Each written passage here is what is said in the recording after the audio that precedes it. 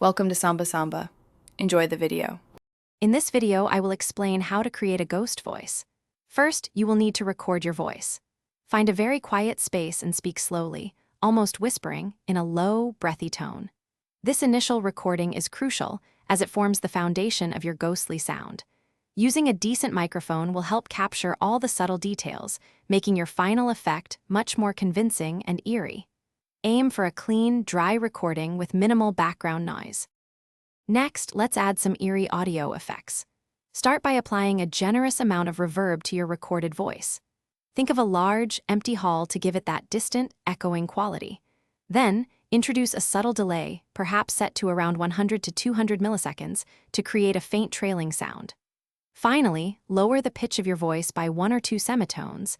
This will give it a deeper, more unsettling and otherworldly feel, perfect for a ghost. Now, let's explore layering and equalization. Duplicate your main vocal track 2 or 3 times. Apply slightly different effects to each copy, perhaps varying the reverb or delay times. Use equalization to gently roll off high frequencies, making the voice sound older and less present. Boost the low-mid frequencies slightly to add warmth and body. Panning one duplicated track slightly left and another slightly right can create a wider, more enveloping ghostly presence. For the final touches, consider volume automation. Gently fade the ghost voice in and out to create a sense of movement and mystery. You might also add very subtle background ambient sounds, like a faint, distant wind or barely audible whispers, to enhance the atmosphere.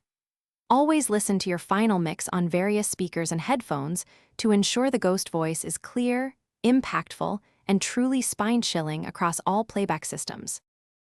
Thanks for watching. Consider subscribing if we helped you.